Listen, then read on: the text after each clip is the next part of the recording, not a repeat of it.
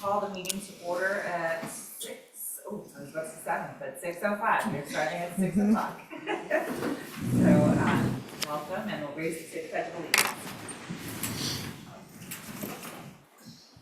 I pledge allegiance to the flag of the United States of America and to the republic for which it stands, one nation, under God, indivisible, with liberty and justice for all.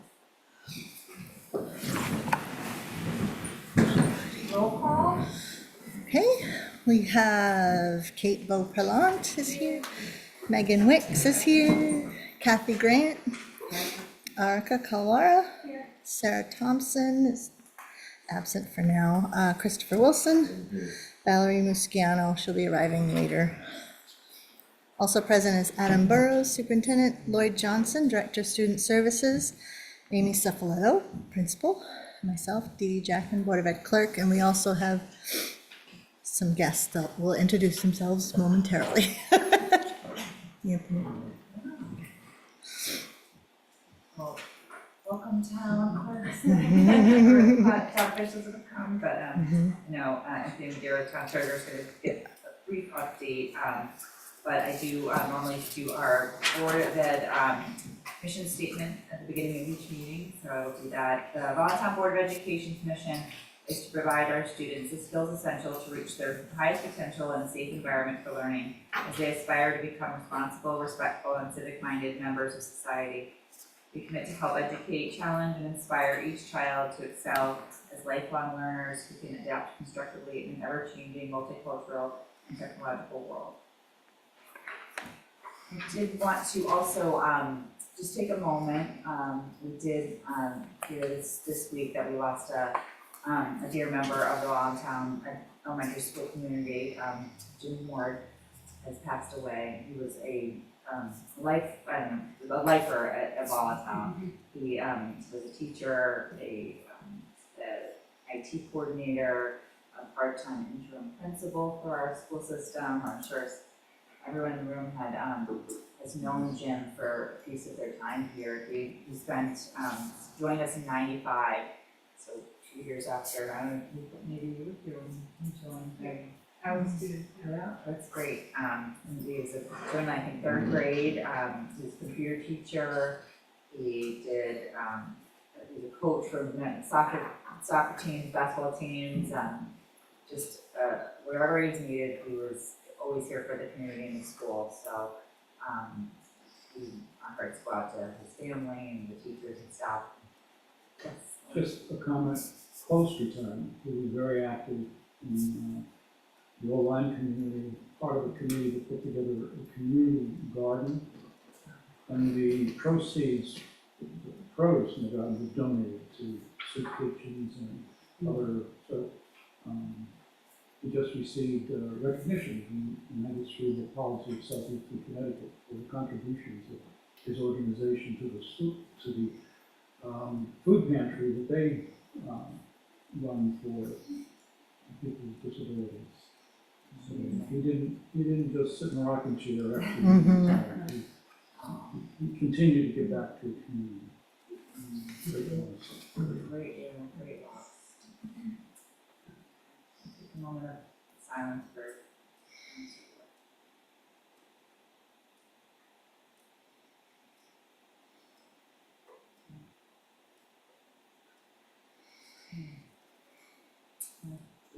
Yeah, absolutely. And that's to the family and all friends and staff here at Voluntown. But I think at this point we can welcome are there any citizens' comments? None were received, nope. Receive our guests. Okay. So, Mr. Madeira, I'd like to introduce you for all the things that we need to.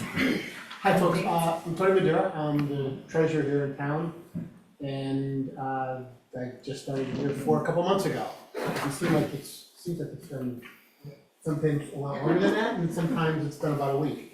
But I'm here basically a couple of items. One is this refund policy, okay? And I didn't get this over until this afternoon to the Board of Ed, so if you haven't seen it yet, I'm gonna give you a couple minutes to take a look at it. and the only person who's responsible for getting it to you as late as it is myself. We were kind of trying to clean this up a little bit, before we sent it out to legal. So you're looking at a draft. These are our words collectively down at town hall. And our legal counsel is gonna be reviewing it, and you will have something else to actually vote on. But extensively, it's gonna be this policy. I'll give you a chance to read it. I'll explain how it kind of affects you folks specifically. And then I'll entertain any questions that you may have or concerns.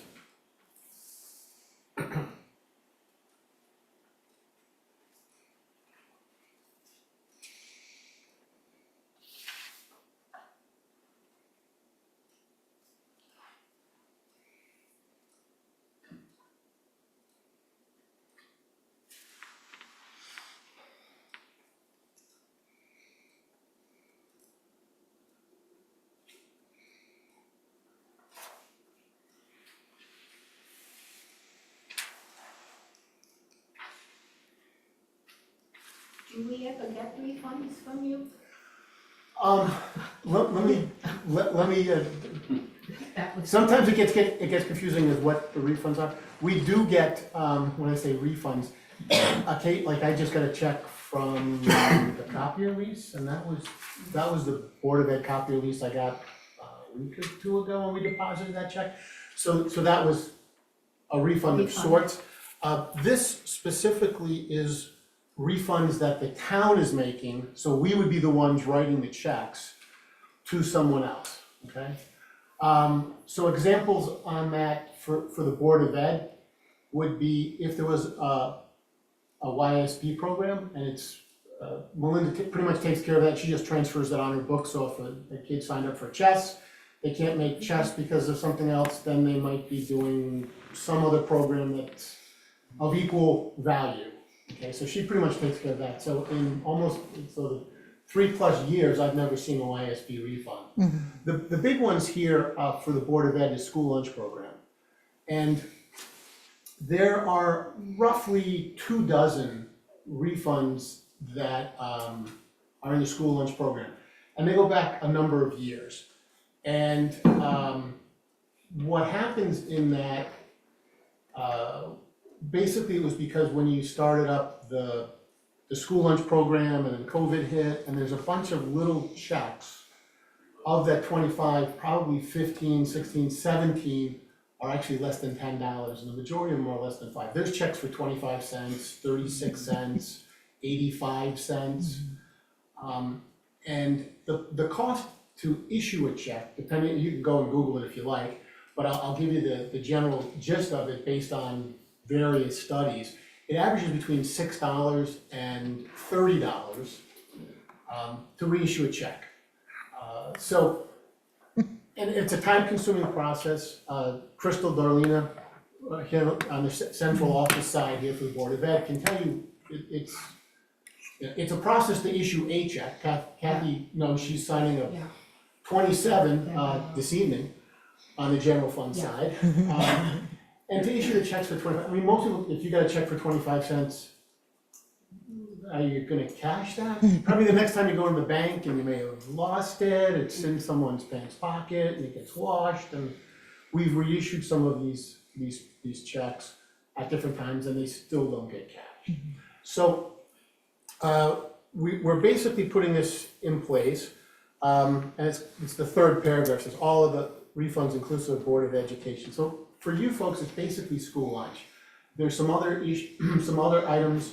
The general statutes are broad in Connecticut, as they are in all states, and we don't know what they may do in the future. But they do have a carve out for tax collections. So the town passed an ordinance several years ago to stay in compliance with the state. And if it's $5 or less, basically, we're not gonna refund it on tax items, okay? The other is for building and land use for permits. So we basically putting this into a formalized policy, looking to get the part that's encompassing for you folks to bless. And then the selectmen side, they're gonna take it up once we get the legal wording, the complete legal wording in, they will also take it up, and they don't seem to have any issues with it as currently written, and they will pass it, and then it'll become our policy. So what we don't wanna do is, we just kind of spin our wheels with all these little checks for no apparent reason. If people aren't cashing them, I can't make them cash them. And it just kind of clogs up, it makes the reconciliation process that Julie does on the town side, Darlene does on the Board of Ed side, it just makes it more time consuming, and we all have better uses of our time than jotting down 25-cent checks or $1 check and trying to reach out to people and could you please cash it, do you still have the check? Yeah. Some of that type of stuff. So they've kind of put their heads together a little bit, and they were gonna, we're gonna reach out to those people again and see if we can't, one last time, and try to get them to cash them, or if not cashing them, to be able to at least donate them into the school lunch program for children that might have some challenges in getting, a lunch that may not necessarily qualify with the state's requirements for a free lunch or discounted lunch. So that's what we're gonna do that one more time, and then they're gonna send out in a packet on a yearly basis with, like the 30 fun-filled pages parents get at the beginning of the school year. Hopefully it makes it home to all the parents. My wife was a teacher for 30 years, not in this system, but in other systems, so I have some interesting perspectives at times with that. So they'll send that out, and they'll ask the parents if there is at the end of the school year a nominal surplus of less than $5 or something. If they, we'll just bring it back into it and keep it inside the school lunch program. So it's not, the town isn't truly getting, we're not, putting it inside there and I'm getting a big pay raise or anything like that. That's not the purpose of this. We're keeping it in the school lunch program, and it's gonna be used for other kids in need. And kind of play it forward, as it were. So that's it. And I wanted to do that in person in case you guys had questions or whatnot, because it's kind of like one line that somewhat applies to you. The other stuff is just the internal process to facilitate it occurring. So that's it. Questions? Is there a way to incorporate into the policy that it will go towards the generic school lunch program? That's a good point. I think it would be a little bit easier about it for you guys if that said that in there. Would be my thought. Is there any other time that we would have a refund? No, I'm just Just the saying word. if after, right, just the wording. No, Exactly what it's it a said. fair point. It wasn't Right. something that, and they just said it here, so that the intention. But yeah, we can, we'll wordsmith something inside there that, for the school lunch program, it'll stay within the school lunch program. Cause that's a good point. Yeah, 'cause- Yeah. And the whole purpose of doing this is so that we don't have to think next time, it's there for us, what are we doing? This is what we're doing. So, thank you, good point. Thank you. The other piece here is, we just received in, a couple weeks ago, the town audit. So there's an annual audit that the town has, and we go through a whole process, and Adam will tell you a bunch of stuff about it, I'm sure, as will Darlene and Crystal. So those came in. Julie has some, if you'd like to get copies of them, they're on the town's website, you can go back for long periods of time and look at all of them if you'd like to. There's people, as I'm told, that are numbers people and people who are not necessarily numbers people. I fall in the former area, based on my background and interest. Other folks are not, but regardless if you're a numbers person or not, taking a look at it at some point and looking at the first couple of pages. So pages 1, 2, and 3. 3 is only a half page. Does anybody want a copy of it? I'll have one. It's Yeah, I think so. We only got a few copies, so have bought copies with them. And they're on the website, but the first couple of pages are the independent auditor's report. So basically, it just kind of gives you a little background, what they did, what their initial findings were. And our findings are good, there's no issues there, so yay us. But taking a look at that and understanding what some of that information that you're getting is, I think is very valuable just from a general standpoint. And you folks being, Board of Ed, and it's a huge budgetary item for the town, any town. I think it is useful to kind of take a peek at. The pages 4 and 5 are called MD&A, so it's Management Discussion Analysis. So basically, it's kind of in that particular year, what's happened that was good for the business of the town, so to speak, and what our challenges are, okay? The whole audit, including those sections, if we were to go out to, let's say, bond, not that I'm suggesting that we need to go out to bond, but if we were to do that, and you're taking out a long 10, 15, 20 years, whatever it might be, I mean, that's akin to any of us, and at some point, we probably have all done this at least once, gone and got a mortgage, or at least got a car loan, right? So the mortgage, the pile of paperwork that you present them, this is the first thing, this audit is the first thing that they would look at, as well as some other supporting schedules and what have you. So that is useful to kind of go through and just to kind of take a peek at it. So like, once again, if you're a numbers person, feel free, if you're really not a numbers person, to look at the whole thing. But at least take a look at the first couple of pages and give them a couple minutes of your time. I think it's kind of useful, and it's kind of reassuring that what we're doing, as your mission statement says, trying to provide education for all of our students, all everyone in town. And this is helping us. We're using those funds effectively and as they were intended to be. So that's all good stuff.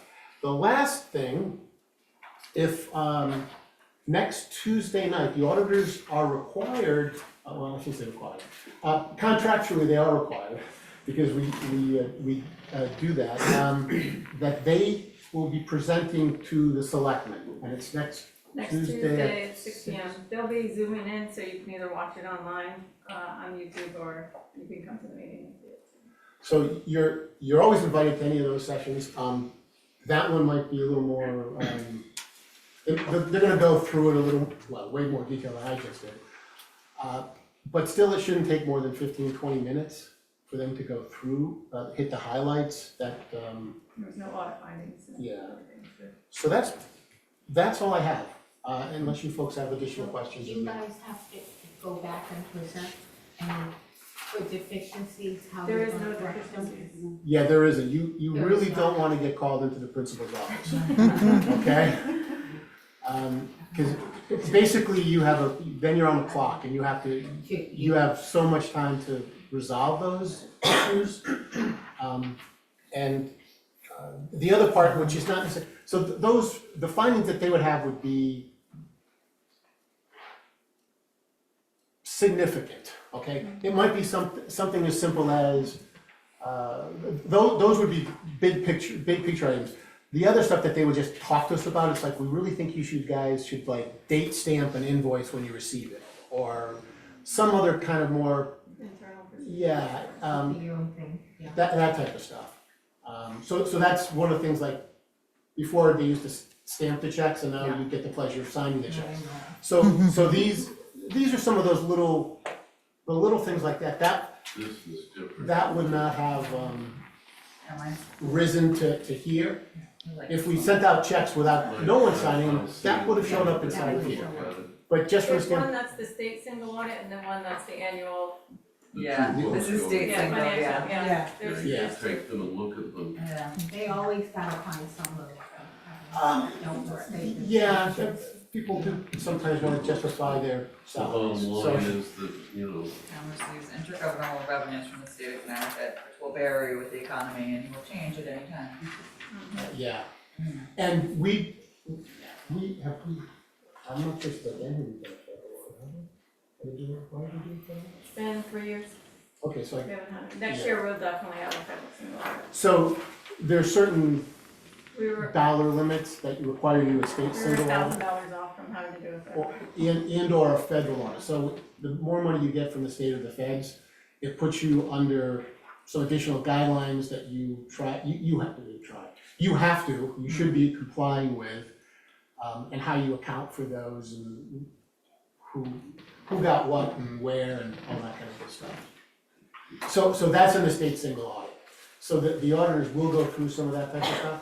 And as always, Julie's a finance director in town, she, speaking for her, but she's very willing to help anyone if you have any questions about any of that stuff, as am I as a treasurer. In a prior life, I worked in Norwich in their finance department for 17 years, almost 17 years. And before that, I was in banking for 22, I was a CFO when I left the bank at Eastern, which is main office in Norwich, local office over in Jewett City, and a few other fun places.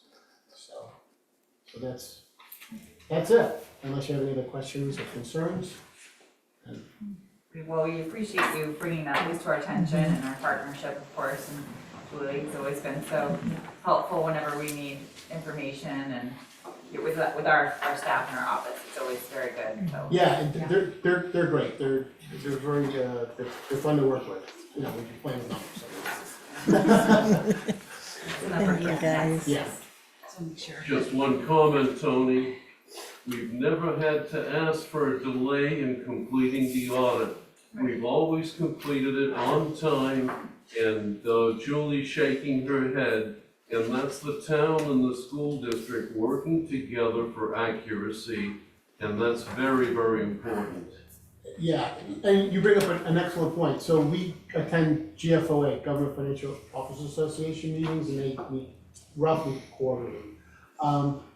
When we went to the meeting last February, April-ish, there were 50, I don't know, there was over 50, I'm not, 57, 53, 50, I don't know, of towns or regional education districts that, this is almost a year ago, had not filed return, hadn't filed and gotten, they've asked for an extension, they haven't completed this. I can tell you, East Lyme is one of those towns that's had some issues.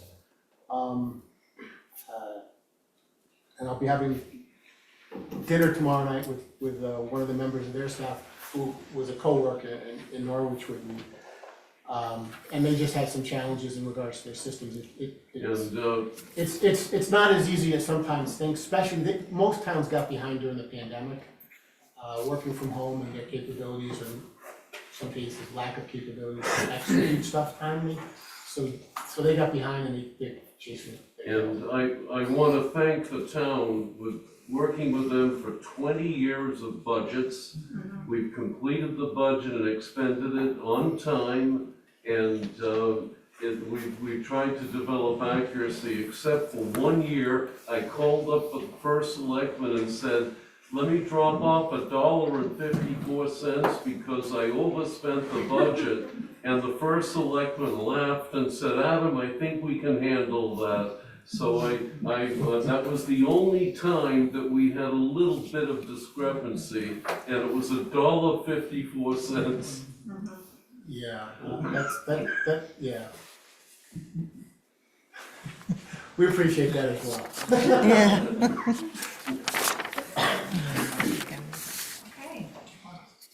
Yeah, I think any questions No, for she'll be all right. Tony, Thank Sarah, you. Julie? Thank you. No, thank you for Thank you, joining guys. us. It's good to see. Yeah. And I assume we'll just get an update when you have more feedback from the lawyer, right? Yeah. Yeah, we'll, as soon as we get that, we'll send that over to you, and if, I don't think there's gonna be wholesale changes in the concept, and I will make the adjustment, I apologize, was it Megan? Yeah, Megan, right. Thank you. that her recommendation, because I think it's Yeah. Good idea. it's a great idea, and then it just kind of ties a bow on it, and we'll go from there with that. Thank you. Thank you, guys. Thank you. Grab a donut. Grab a donut. Our other guest is Mary Thank you, Brower. She's guys. gonna be joining us around, closer to 7 for, the Q consultant. Thank you, Tony. Appreciate it. We can move into the. Thank you, Tony, appreciate it. I noticed you managed to sneak some policies on the new business. Even at a short meeting, there it is. Well, So the consent agenda. just one. Or do we have, Well, did you it have a chance relates look at to that? what's Do we going have on, that's a why. motion to approve as presented? Yeah. Motion, second. All in favor? Aye. Aye. Any opposed? Unheard, motion passes. Okay, we can move to administrative reports, the, principal report and stuff like that. In the essence of time, I just want to say Wizard of Oz is coming up, so that's January 17th. Fell right in time, I don't know if this was planned, but with the movie Wicked, so that was really I know. pinpointed. I'm assuming that Ms. Barbara had that like in her brain, and Darlene is. So they've been working really hard, so please come and watch it that Friday night. But one of the things that I just do want to talk about is the Power School issue that we had. So I sent, Mr. Priatoro and I had both received separate emails regarding cybersecurity breach of Power School. His email indicated that this did affect some of our school data. The email that I received said there was no incident or reflective of the data that you had. My secretary received an email and hers said yours didn't affect, and then someone in central office received one and said it did affect. So we were like, what is happening? What we ended up doing was we worked, so this was, for Power School, was over a month of time went by, and we had found out on Tuesday afternoon and night we were receiving these emails. And so we did attend a couple information sessions yesterday, and Mr. C continued today about Power School's course of action, et cetera, and what was happening regarding that. So I did send a letter out. We have been told by Power School they were sending out more information, so when we do contact Kerma, that we can provide them with the information and whatever logistics that they might need when we contact them, just to provide them with, I'm not sure what Kerma would do, because this is a system that's not housed here any longer, so we don't have the servers here, it's actually housed within Power School. So this is a Power School problem, their breach, their security, of them, we don't keep that anymore here, which is good. So once we know, but regardless, Mike is going to call tomorrow with or without the information, just to find out from Kerma, is there anything else that we need to do? In one message, Power School did state that they would be providing monitoring services, so like if we get that information, if that's accurate from Power School, we will pass it on to our families and our staff who are located within our system. The data that supposedly was accessed at some point was demographic data, so address, birth date, might be a doctor, phone number. Some of those fields are empty for us. So those are just, some of the data points that were in there that Mr. C and I were kind of working through on what really was effective for us. But it's very hard to get in touch with a company that now, so this just wasn't like Connecticut, this was like broad nation, Canada. I believe it went across seas, so like it's much bigger than just happening in little Connecticut, it's like huge. So we will wait for that more information and I'll just communicate with families. So we don't really even know if our data was breached. They whatever came into Voluntown, whatever. Right, and so like that was, through Power School and their, so Mike has been in touch with NFA, Coventry, Connecticut schools, Hebron, all those places. Not everybody uses Power School, so, like for example, Bristol doesn't. So we've just been kind of working on their lead on, what they're doing. Yeah, we're handling it there too. Yeah, there's not much you can do, and it's not your own security, I guess, like it is your own security breach, but it's not, they don't have the power to fix it or to do something. Yeah. Okay? Any questions for Mrs. Little? Thank you. Thank you for always. Happy New Year. Happy New Year. Okay, Director of Student Services. I just have one item. It's going to be impossible to see, but this device, which is a standard, it's for a youngster who has physical disabilities. It helps them to be held upright and to stand. It's been used for youngsters with, who primarily, the mobility is limited to a wheelchair. This particular item, we've had it for quite a while. We used it with a student who's now in 7th grade.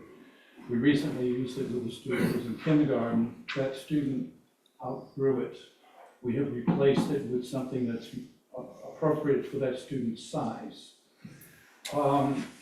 What I would like to do, with the agreement of the board, so there'll be a need for a motion, is to declare it surplus, let the town know that it's the will of the board that it be available to be donated. The New England Assistive Technology Organization, which is a branch of Oak Hill Center, collects specialized equipment, refurbishes it, makes them available to schools. We purchased a wheelchair unit last summer from them.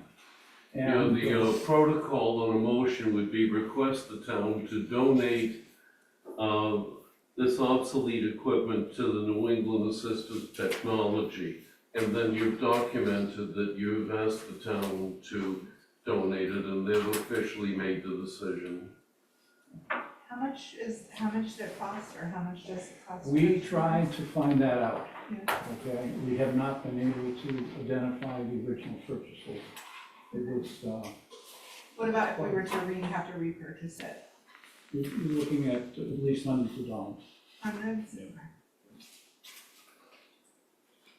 So when it's available through me, for instance, it would be available for a lot less. You know, because they're helping districts. I'm guessing, just a guess, they would be providing it to some district that might need it for less than $500, perhaps even less than $300. But I'd like to see it be in a place, personally, where it can be reused. We don't have any students on the horizon at this point that we think would be needing it. And we do have some storage issues with trying to find a safe place to keep it for a couple of years or longer. Okay, motion? Second. All in favor? Aye. Aye. Any opposed? Abstained? Thank you. And our motion passes. That's it, thank you. Dr. Johnson. Yes. Yes, I'm all set. You've got the enrollment report, the calendar of events. Also, as of now, we've returned $15,183 to the town. You'll see my letter of retirement that I sent out to the board, and then there's a response in there from Kate. Thank you, Kate. There's some cave information, and I just wanted to mention that, Amy and I are working on the budget preparation, and we're getting ready to meet with the faculty to review how they go about the budget. On your desk, I was going to mail this out to you, but this is a Merry Christmas letter to board members from the superintendent. And also,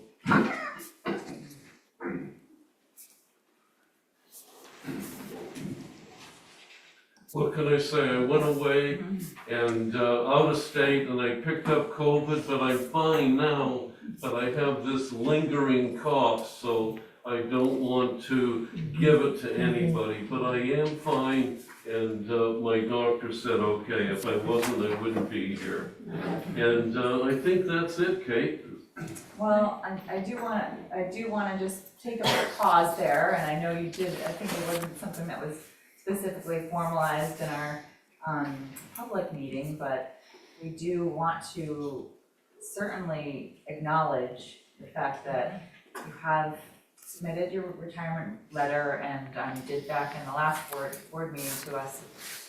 But I publicly do wanna thank you, Adam, for all that you've done for the Voluntown public school system. You just tirelessly put all your heart into being a part-time superintendent all the time.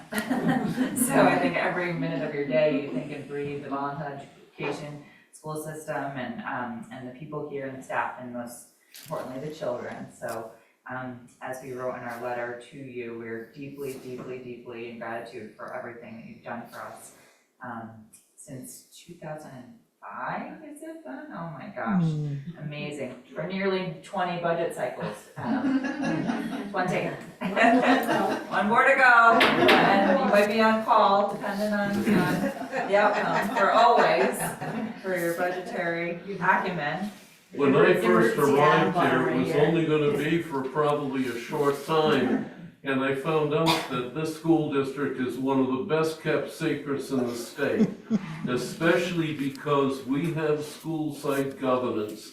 You come into these monthly meetings, you review issues and you make decisions, and it quickly impacts the children. And in other school districts, that doesn't necessarily happen with that efficiency. So I feel I've been blessed working with a wonderful community that supported every budget except the last time when the state didn't tell us what the funds would be, so we voted the budget down so we could live on the existing budget. And then we had a meeting in December, the state made a decision. So, life is interesting, but this board has traditionally had a history of really making adjustments. And that makes such a difference. And of course, I can't thank the administrative team enough for all that they've done and what happens. And of course, our faculty is just really very, very special. And not to mention that our kids are just super. And what an experience seeing 3-year-olds go all the way to grade 12 plus and to watch their progress. Thank you. Thank you. We could go on and on, but we have hopefully a couple of months to do that and just shower you each board meeting with something new. I charge the board to come up with some fun story they want to pass along on behalf of Mr. Burrows. Yes. Is there a plan to notify parents of Adam's retirement and that it is public, or how does it? Yeah, it was in. It's- Okay, sorry.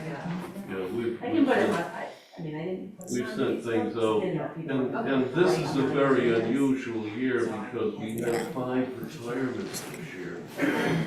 So, it's good to look and see how we can plan things together so that we can be very efficient.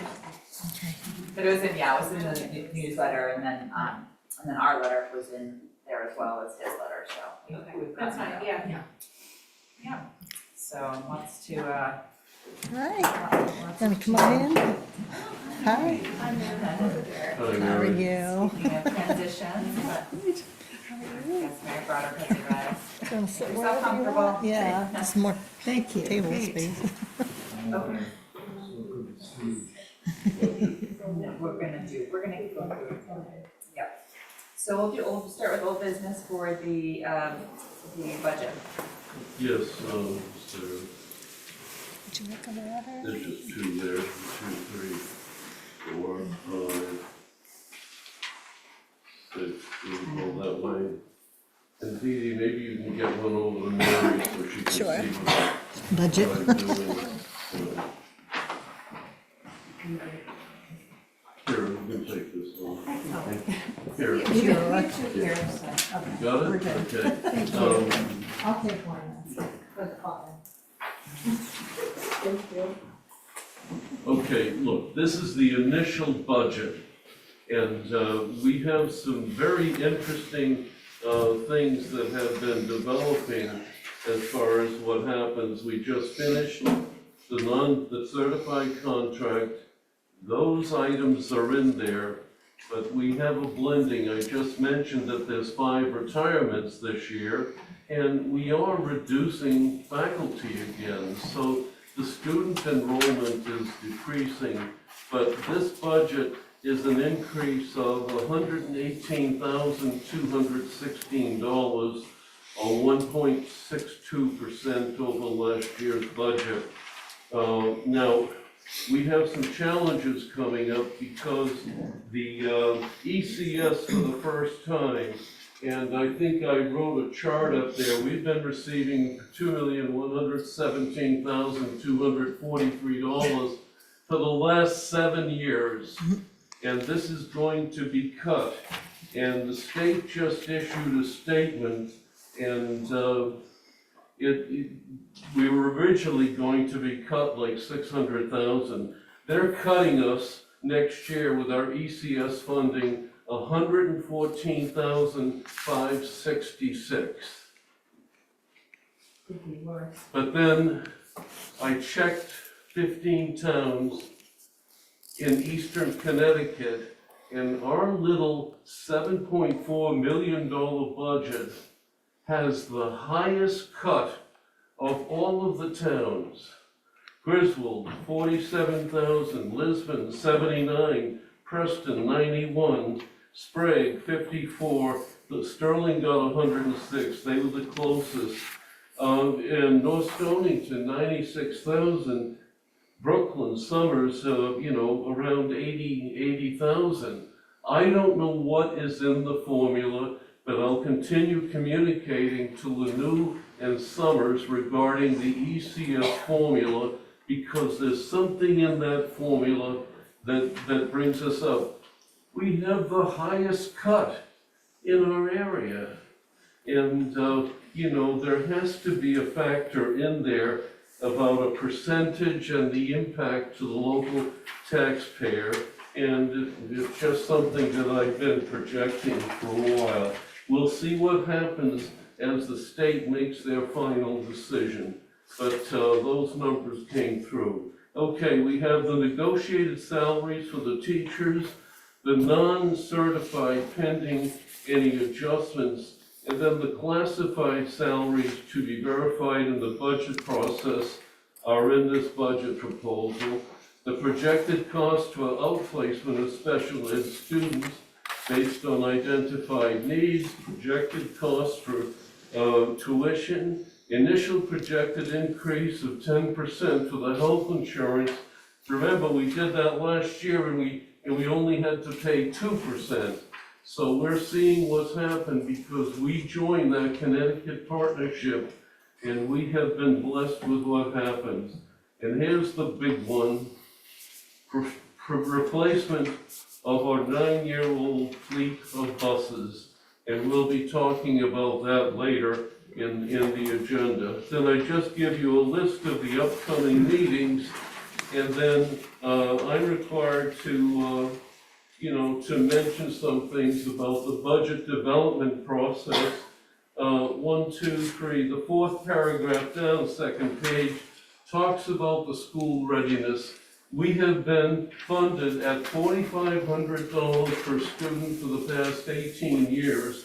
They're cutting it to $3,000 per student. And what we're doing is, this is the Office of Early Childhood, the School Readiness Council and the crew, and Amy's been doing a great job with this. We're looking at seeing if we can adapt the program to offer a full day component. If we do that, we might be able to come up with keeping some children here all day and also make a request for $180,000 so that we don't have, such a severe cut. So that's one of the things that's happening. I just gave you a list of the budget history as far as the percentage of the Board of Ed budget versus the town budget.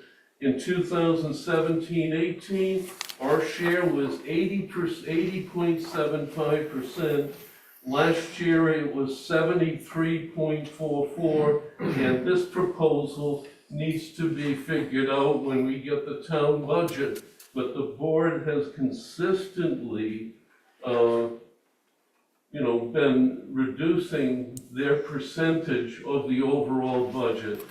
What I didn't put in this budget, and I have a meeting coming up with the building committee, and in the next budget, I might give you something with regards to the long-term facilities. But as you know, the building committee, through grants and other things, has already done close to $1 million worth of work. And we still have some projects that need to be done, but not right away. So we can pace that, and there'll be more information. Okay, budget numbers itself. Top line, 1,111, that's the salary for the teachers. And it goes up to it goes up to 1.23, 1,423,000. Included in that, we have 5 retirements. 3 of those retirements have a payout for unused sick days. One of the payouts I've already encumbered in this year's budget. The remaining 2 equal $72,000. And it's interesting. That 72 is in there. If we can take something from this year's budget and contribute to that, we might be able to drop that number down. But we have a built-in savings for next year, okay? We know that that's coming. Your regular ed account's going up 4.21%. Tuition's up a little bit. It's 1,125,000.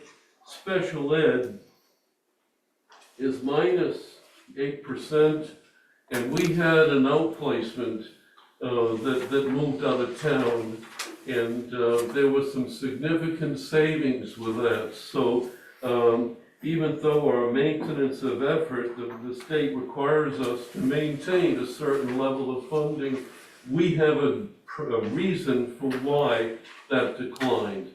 And the special ed account also, one of the retirements is a special ed teacher that's in this account this year, but we're not replacing that person next year because Lloyd and Amy and the faculty have worked to meet the needs of our students with the remaining special ed teachers. Excuse me. And then, big thing, health service. If you get down to other professional services, there's $40,998. That's for a certified nurse.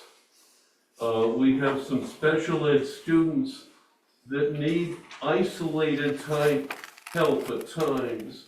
And do you hire another full-time nurse, or do you work with purchase services? So that's what that $41,000, but that's something, and of course, that's on a timely basis, so it could be that amount, it could be more, it could be less. So health services went up 82% because of that. Psych services is down because we wrote a grant and we're using the grant funds to help with that. And then speech and language, you can see that, we've really reduced that because 2 years ago we had a teacher retire and we didn't replace the teacher, and we made a part-time speech person full-time, and we're able to meet the needs. OTPT, increased services for high school students and other students, has gone up. Improvement of instruction, well, that's only $8,200, and instructional staff training remain the same, but we do a lot of internal things. Library media, well, as you know, Margaret Volan was in there last year. She spent time in the library and instructional technology. We're not replacing Margaret. And we are reassigning a teacher to help out with library media services. And then instructional technology, what happened with that, Margaret had left, so we're rearranging things, and our technology coordinator would help out with instruction of students, so that we had some savings within this, and this is reorganizing to to meet the needs of students, but to keep our tech program going. Board of Ed is up a little bit. I think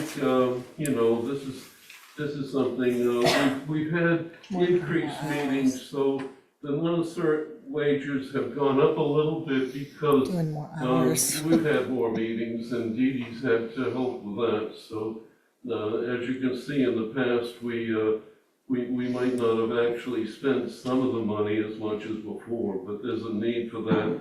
The purchase services for 28,892, that's for the attorney and other services. I'll have to see if that's going to, that's going to be, enough. The office of the superintendent, I am employed under the 45% rule, but one of the things that happened with, the salary is that I do a comparison to where we are with the other part-time superintendents. And, we want to be close to what the average is. So I can only get salary and health benefits based on a formula. And I can't go any higher than that. So that's one of the things. If you're hiring a retired Connecticut person, then you would be faced with that 45%. But there's a number of superintendents right now that are hired under the 45%, and there's other employees, Lloyd's under the 45%.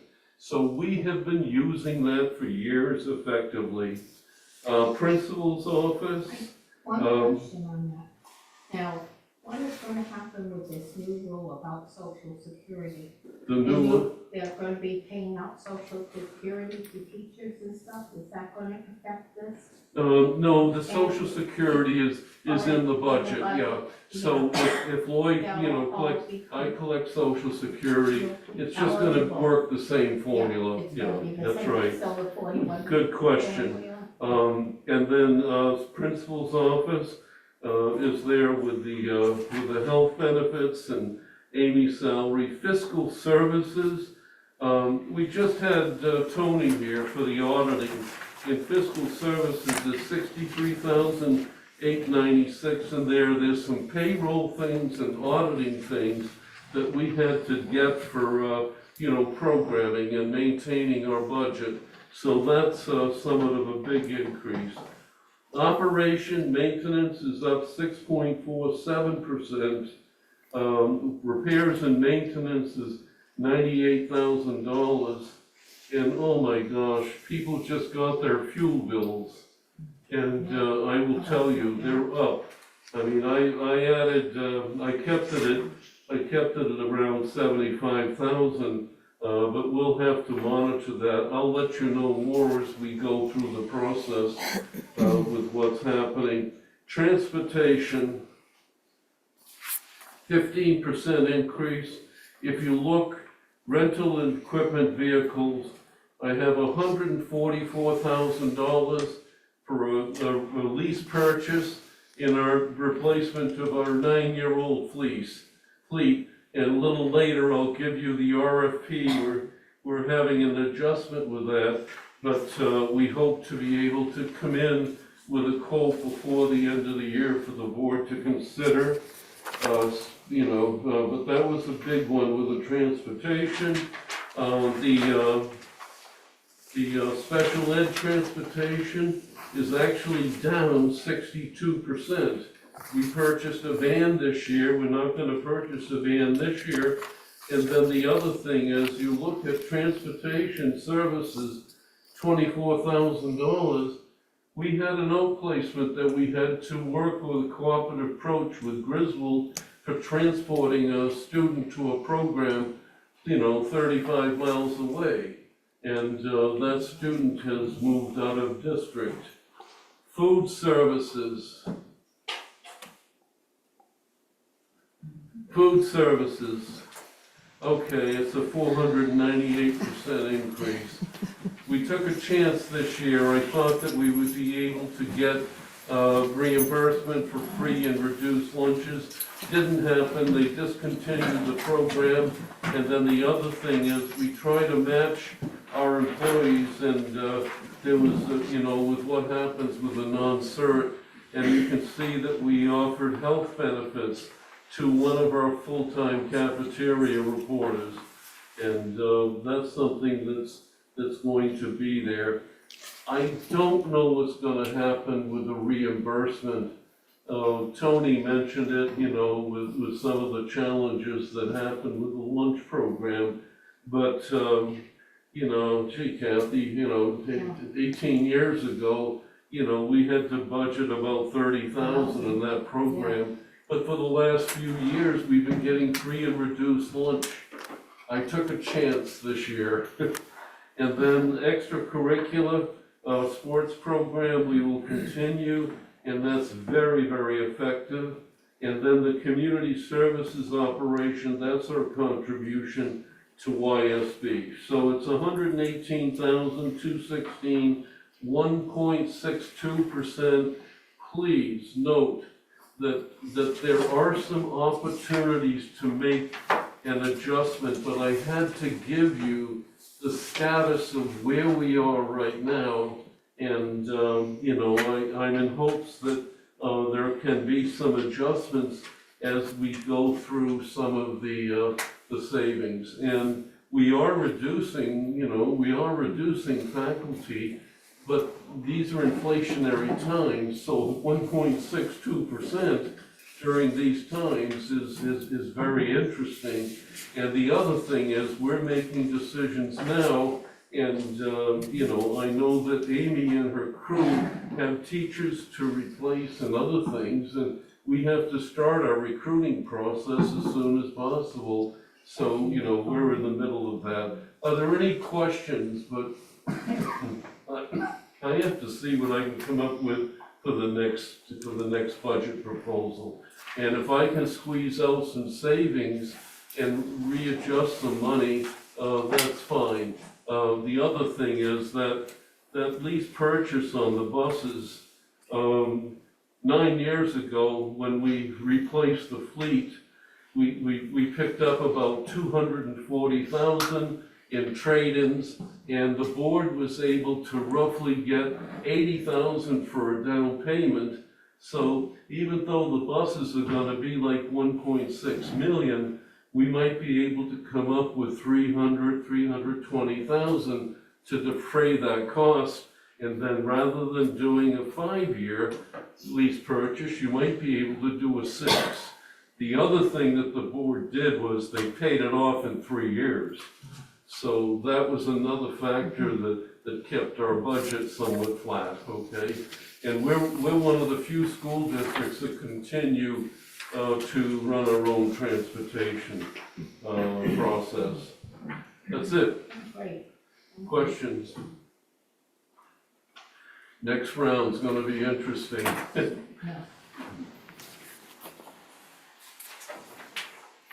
I'd like to know why our ECS is getting cut so much as opposed to other towns. A lot of times that we factor in the financial health of the town, so if we have a large rainy day fund or undesignated fund Yeah. that That's the offsets. problem. If you're not gonna get up to here, Correct. right, you get. Because we're fiscally Yeah, responsible. we're gonna get slapped on the hand. Yeah, we A don't, lot of the state. we live within our programs like means and we get penalized. It's terrific. Yeah, I think you had said North Stonington and Griswold are both getting like minuscule cuts. Yeah. Yeah. When you think of the size of those towns and their budgets compared to us, that's not anywhere near What the their bottom impact we're is. having. Right. With 100,000 is serious impact. Well, the big thing is when you're talking to your legislators, just, ask them the question, can they explain why Voluntown is getting probably the largest cut in eastern Connecticut on the ECS grant?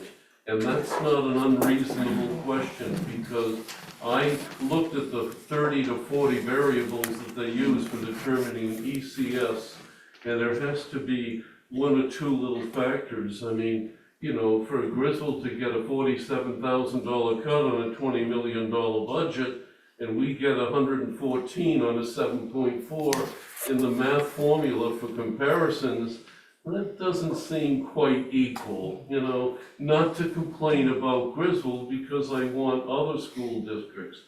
ECS is increasing by millions of dollars.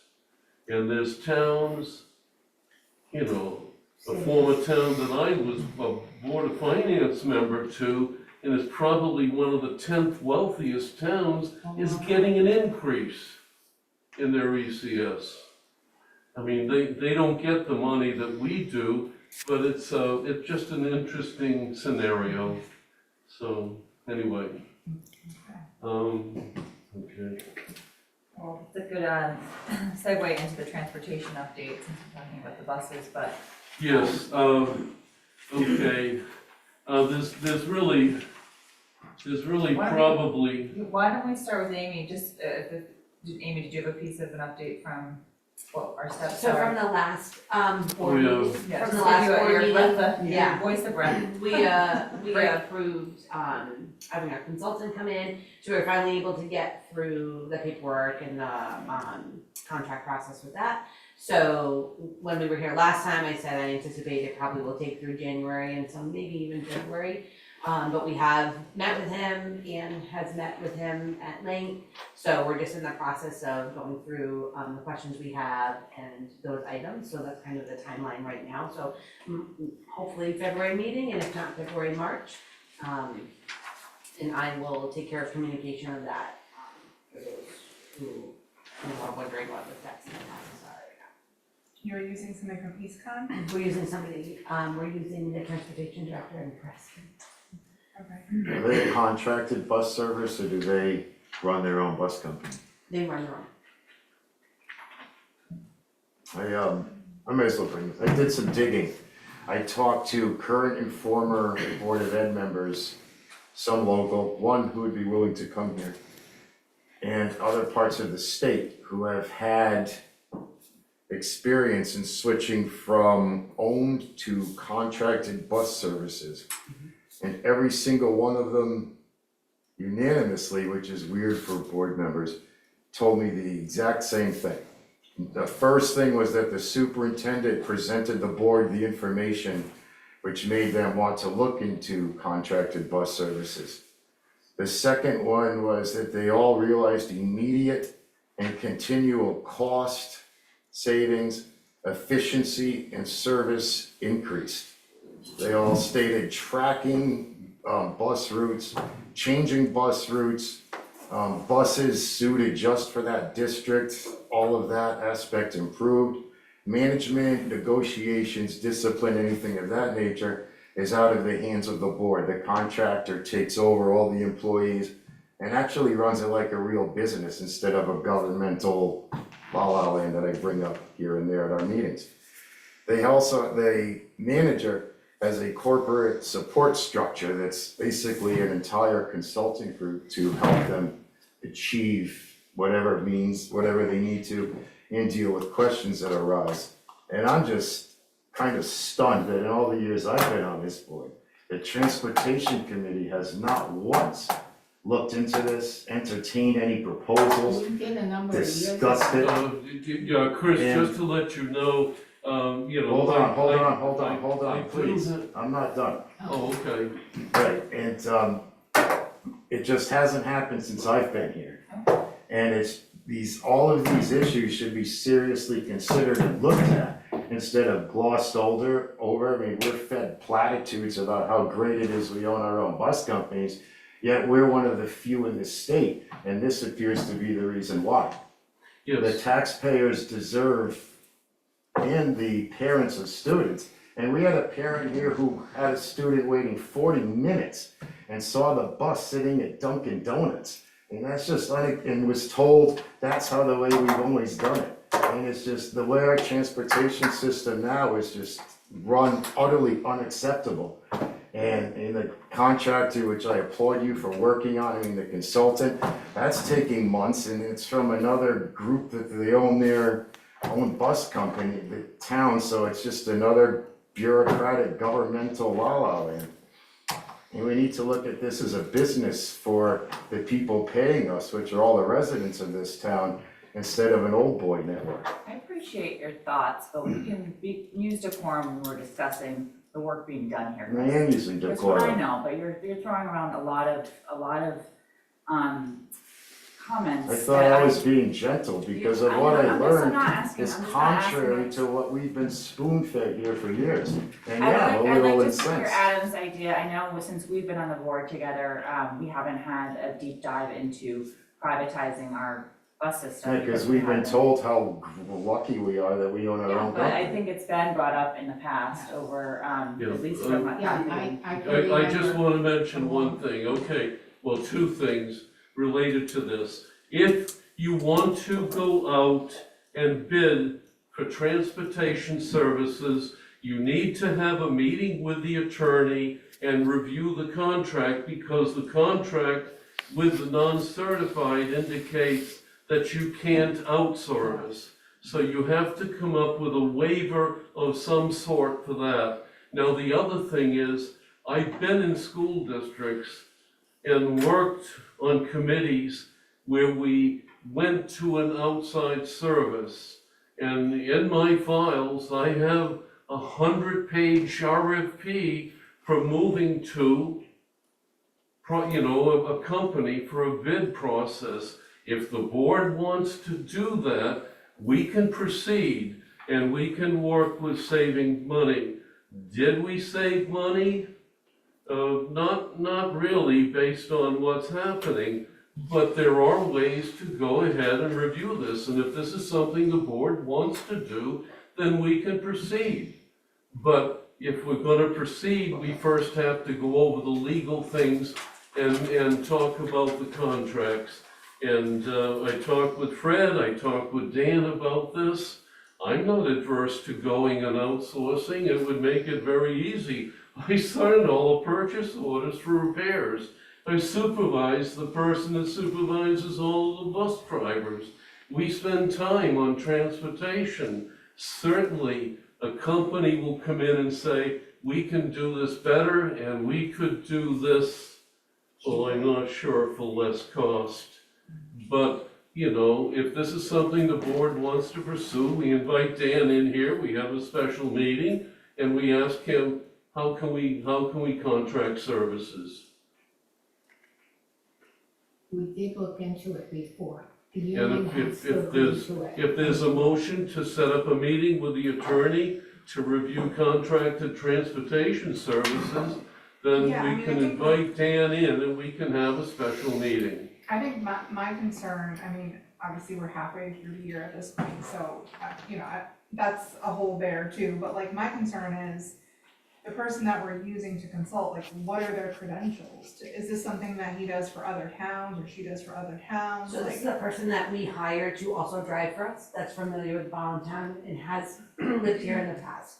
So very familiar with our roads. so he or she reaps financial gain from our current setup, yes? He He subsidized, does, yeah. right, so Yeah. this is, So we contacted him because we felt like that was the best person that understands the mapping of Voluntown than EastCon, who doesn't know our mapping. yeah, I guess I DATCO just has have a contractors question that are consultants that are completely unbiased, just, Right, there, and I'm sure there are other companies. so I think that's It's almost like there's a fear to have an outside group come in and look at what's I going don't think on. that's the case, we're just, this is the first step, is starting with Well, one that's why, I mean, this is a contract, yeah. baby step, right? This Yeah. is, and I just feel like my personal opinion is we're not doing it correctly.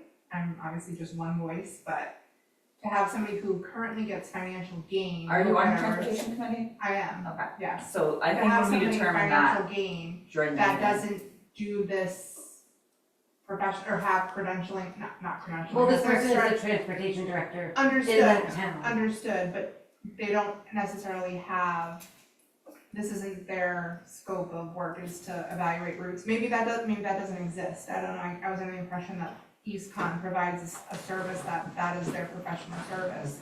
I could be wrong about that, but I just. We were told that. Both EastCon and this guy, and see what the two reports. Yeah, show. I just think that if we're gonna do it and we're gonna, I don't know if there's money, we're paying for this, right? I think we I'm need sure, to but, really make sure you know, that we're You can getting get two people our return. evaluating what we're doing, and they may come out with the same thing or entirely different things, which I don't think we're talking a huge cost as we do with some things we're looking at. Is And there I another don't- caveat about like how many sending towns are also going to be considering, Yeah. you know, there's All of there's the that towns that we piece send to too, use. correct, which would influence our Does the finances. board want to have a meeting with the attorney to talk about our contractual obligation about outsourcing transportation? That would be fine to have a meeting with him, I guess. I Okay, think in the because past, we were there's some told things- we can't, the union can only stop it, we can't stop the contract. And there has to be provisions for us to, a group of employees can't hold an entire town hostage over You can't who and get what rid of a we union easily. contract to provide It's services. very hard to get rid of a union. It truly is anywhere, whether it's Pratt and Whitney, us, or the hospital, it's difficult to get rid of a union, you can't.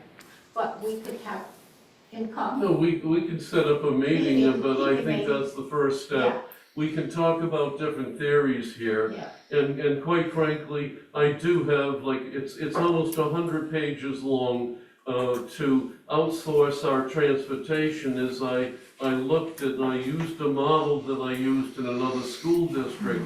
But the thing is, I stopped because we were not getting huge increases in transportation. And if you look at our 20-year history of transportation, our costs are much less than other surrounding communities. for child. You know, so, you know, that's where we are right now, so. I think in terms of our next, which is coming up, I think we had to just adjust the transportation committee meeting because of sickness and so forth, but that's coming up very soon. So when we do that, we'll take a look at the contract that we're working currently with, and then if we need to extend or offer to EastCon or look and see what the most, makes most sense, it's not going to be egregiously expensive to do. Right. We'll add that to the list and then also discuss what it means to speak with the attorney on Yeah. opening a We contract. have to see, you know, but before it was like, no way, but we'll look into it. Were you asking about the other related discussion about how many schools we send? Big Yeah. agenda. That's a, Yeah. I think that's another big piece of like, that's just the bottom line of financing. Yeah. And finances and, you know, and looking big picture at how much does transportation cost, and I think just more information is. Yeah, we Is better, so maybe we discussed do that look at into- yeah. transportation Okay, committee, yeah, getting rid alright. of a couple. Well, I mean, I don't know, I don't have an Yeah. update, I'm looking forward to that, but I think also there's a lot of pieces that impact the bottom line when it comes to the budget for transportation, so it's gonna be here. I just globally think more information is better, so let's just go in that direction. Okay, I'm running out of time here with a bid process for the RFP. And I need the board to vote to have a propane component to the engine in the RFP. And this is the RFP for the purchase of the buses where we have a timeline here.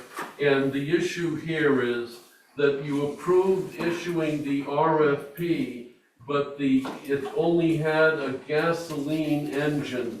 And this RFP lists a propane component, so we need to post this tomorrow, because the timeline is posting it tomorrow, bid questions January 17th, bid date January 31st, and then interview with potential providers.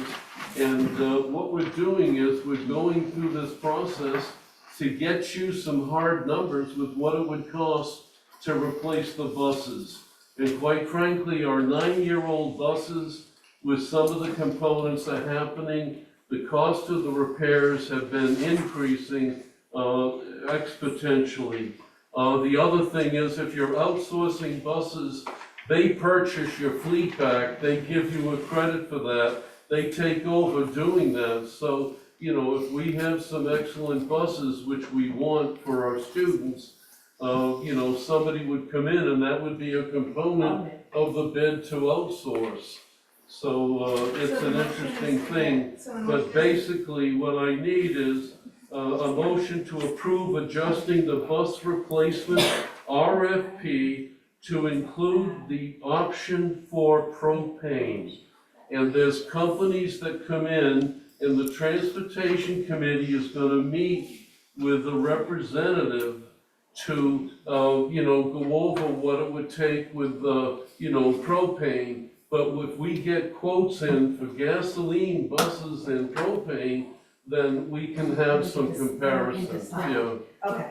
Can I ask So a bad. point of clarification, because I thought at the 12-12 meeting, we discussed electric, hybrid, and propane buses, and we made a motion that was approved at that meeting to allow editing to the RFP. To allow, Editing, so if you look back at our notes, we talked about electric, hybrid, and propane buses, and to release the RFP, with editing options. I missed, yeah, okay. So we already did We this. already got it. Okay, so we're gonna issue it, We got this. but, you I'm know, like, the- we did Nice not work. Get this thing done. Yeah, because I remember saying, we had to make edits, and we just give Adam. editing with options, but propane option, I just misread It's that. okay. I wouldn't mind a motion though to include the propane, just so that we're documenting that we are looking at propane. And, So you're gonna get a quote for both, you want a motion? yeah, we're gonna get gas Yeah, and right, I'll make a motion. propane. Yes, You get a second, quote for second, both. Second. All in favor? Aye. And I will tell you, I can't make heads or tails of all the things that are coming out with electric. There's nobody in our region that's moving toward that. Okay, thank you. Okay, the school calendar, for 2025-26. This is second reading. I think this does now include other towns, correct? Are included in that, the school calendar? Yeah, That's you can aligned have a with, if you want to approve that now, you can, Then we and would then we post would it. send that out for people. And there might, you guys are looking at potential modifications I would in just- a week of December. I would just see what other schools are doing that Monday, Tuesday, Yeah, just right. to like, so we're in consensus with Yeah. Griswold or, and I mean, But if we I'm approve it assuming now. If you want another month, I think we If we wait. approve it now, we can modify it, or do you release it once we approve it? You don't have to. Yeah, when do you release it? we modified it in the past, sometimes it's been late. I think last year's, I would just, Well, I'm when do curious you to see think, the when other do you think calendars. that you'll have the other calendar? Cause I know you're trying to get people so they can plan spring break and all that stuff. So when do you realistically think you'll know about that? Usually we know between February and March, right? I mean, a lot haven't been released yet, so. We could kind it's that question of whether like the 22nd and 23rd. Like, is that what other towns are doing? I think Sorry, I'm thinking that's what's happening in the. sorry, we're not ready for you. Okay. Okay. I'm fine. And then we could do it and then. And then Match so vacation. with potential modifications. Well, I mean, when they modify, you guys just come back and ask us to modify, right? Yeah. Yeah. Okay. Alright, I'll make a motion to approve the current calendar. Of the calendar? Second. All in favor? Aye. I missed who it was. All right, hold on. It was Megan and Kathy. Thank you, I, Kathy. All in favor? Aye. Any opposed? None heard. We'll talk about it next month. We'll revisit. Okay, great. So, there's a new policy, or actually, no, this is a Second reading, yeah. for the alternative education. You guys wanted Lloyd to review it, which he did, and he said it is a policy that we do need, the alternative education Yeah. program. Okay. Alright, so you need a motion to approve? I'll make that motion. Second. Lloyd gives his okay. Yeah. We'll get to the fine. I thought it looked fine. All right, aye. Any opposed? Unheard? Abstentions? Motion passes to approve. Okay. So moving on to new business.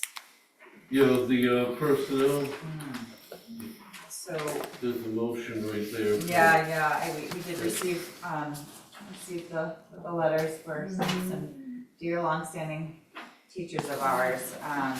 Start with Jackie Valancourt is our 8th grade teacher, our math teacher for so many years, so I can't even say, she was one of my first junior high math teachers here.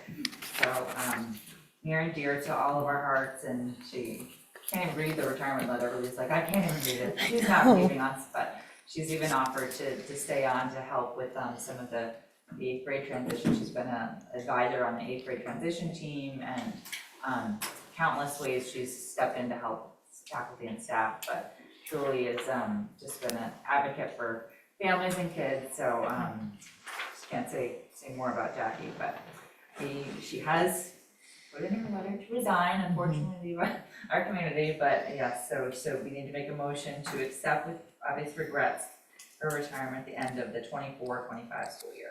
Motion. All in favor?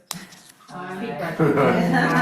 Do we all oppose this? That'd That'd be great, huh? No, you can't leave us. She'd love that if we all opposed it. Right, but we do sincerely thank Jackie for her 35 years of service for VAS. Just one small comment. She's a very key member of the staff. She does a lot for the school, but she is bright enough to know she has to train someone to take over. She stepped back from the Honor Society after identifying a very capable person to take over for her. And I just, that's an added respect that I have for her, realizing that you don't walk out the door and drop all these things on somebody's shoulders who doesn't know what to do.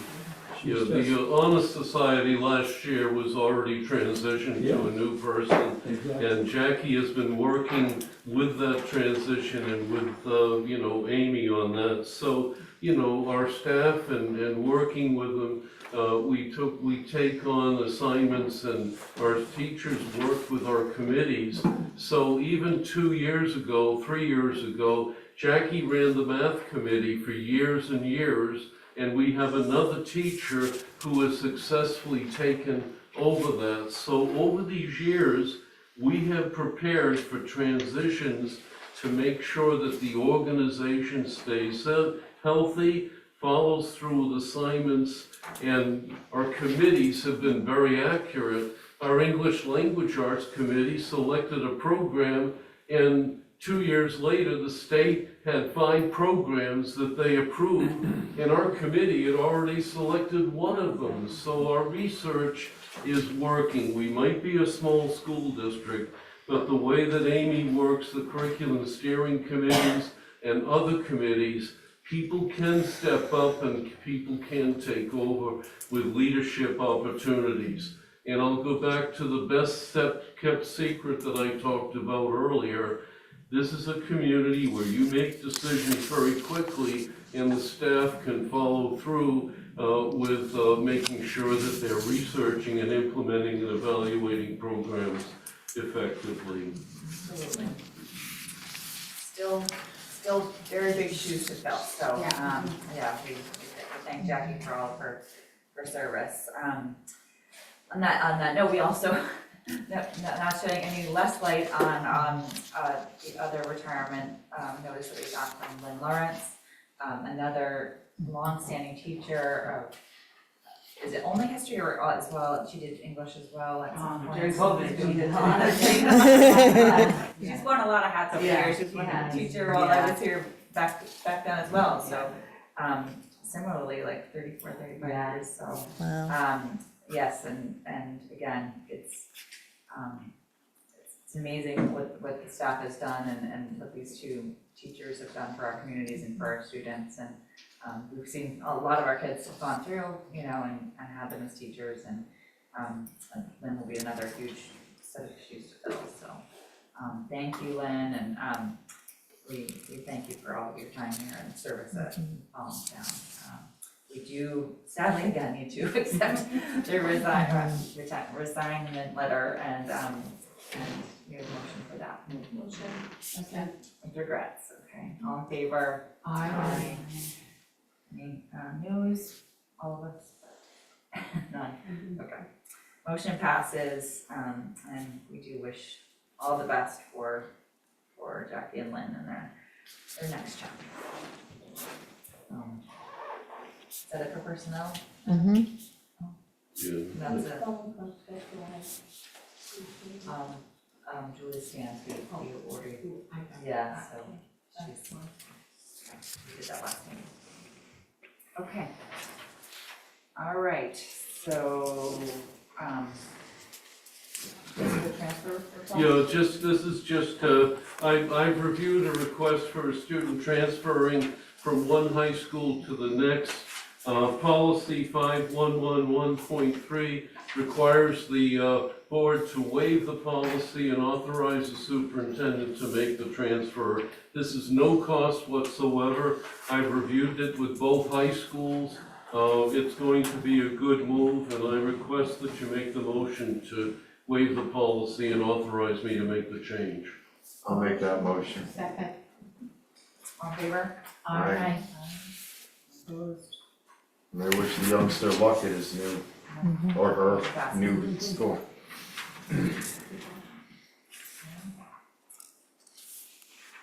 All right, item number 3 is the 2141 recruitment and appointment of a superintendent. So fittingly, this is some of the work we'll be doing with Ms. Broderick that has arrived. Mary has joined us from Cave, and we welcome you here tonight. Again, with all, you missed some of our fanfare for Adam, or maybe you were here just when he arrived, but we were giving him a nod for all of, obviously, his service and all he's done for our community, so. But that, leaving that, we haven't really updated our policies in quite some time. So this is a good moment Since for the our board to 90s. see what we have as policies and what we need if we care to do any changes or make any changes, but that'll be something we can review in executive session as well. I think that leads to job description update as well. Yeah. Okay. And 5 is what, succession plan for administration. Now we're gonna move to executive session with Mary Broderick. So you'll see a lot of the upcoming meetings on the agenda. Just obviously, we're gonna be doing a lot of work in terms of the search, so it's gonna be pivotal and very important that we look at our special meeting sessions as just pencil them into your calendars as probably updated times where it would be useful to meet. Do you have an agenda, Mary? I have one electronically, I didn't bring a hard copy, I'm sure Do you need it? I can we'll go reprint through it. all those meetings Yeah. itself. Yeah, man. I just think, just remember like the Kind of different old. negotiations where it's like we just Pretty do much a through it process now. and see what works for people and that kind of thing, so we'll figure that out, but Do you want to move Yeah, this those last 3 items into like do a motion to put them into executive session? yes. Officially? Yep. So, we'll need a motion to move item number, item of new business 3, 4, and 5 to executive session. Motion. Second. All in favor? Aye. Any opposed? Rosemary. Not her. That's another Right, motion. and we need a motion to invite Mary Broderick into our executive session. Not yet. Motion passes. Thank you, everyone. Really good. Thank you, Amy. Have a good night.